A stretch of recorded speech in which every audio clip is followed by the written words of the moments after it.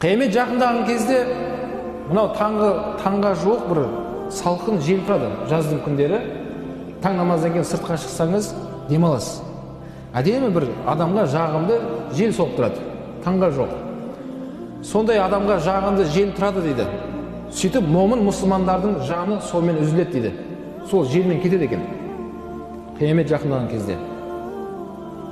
Сол кезде Алла Субхана ва Тағаланың шариғатын қатты мән бермей жүрген кісілер, Алланың шариғатын төмен санап жүрген адамдар айтады екен: мыналарға не болды?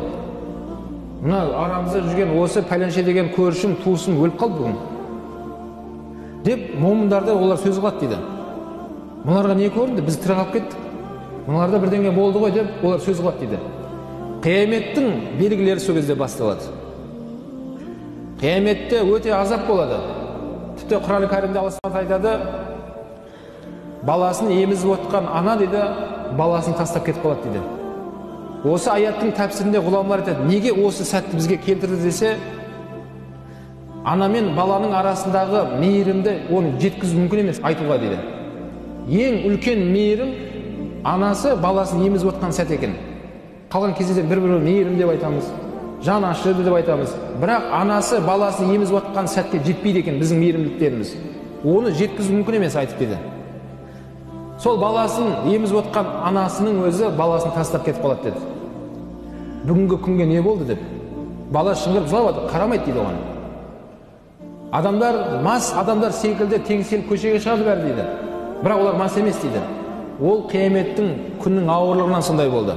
Бесікте жатқан баланың шашы ағарып кетеді дейді. Не үшін десе, қияметтің ауырлығынан. Сол кезде жер сілкініс, аспан жарылу, жұлдыздар ағу, қияметтің белгілері басталады. Ол азаптарды Алланың сүймеген құлдары ғана көреді екен.